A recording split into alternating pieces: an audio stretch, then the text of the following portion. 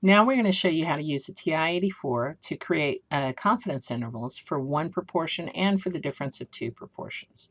So first of all, starting with one proportion, we're going to press Stat and go to Test. Then we're going to scroll to one prop C interval. You're going to see three prompts. There's X, which is the count that meets the criteria or the number of successes.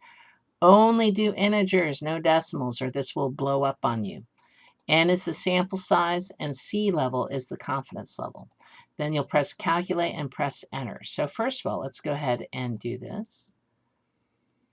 So there you can see I go Stat, scroll to Test, down to one prop C int, which is all the way down at A. All right, so you do have to scroll for it.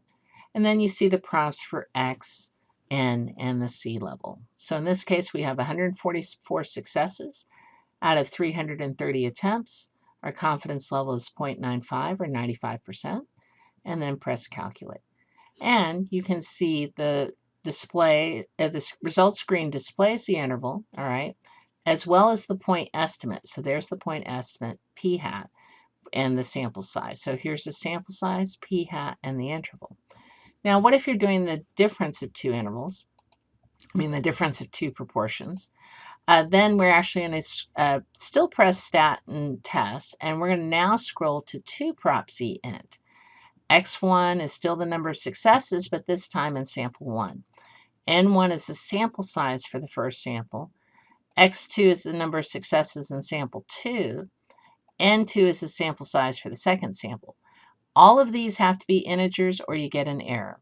And your confidence level is in decimal form, and you're going to press scroll to Calculate and press Enter. So we'll go ahead and watch it here.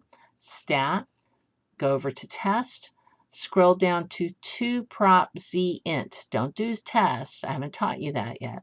Two prop Z int, there's X1, there's N1, so we're putting in some different values here. There's X2 and N2. And then the confidence level and calculate. So here you can see there's the lowest possible difference for P1 minus P2, and there's the highest possible difference.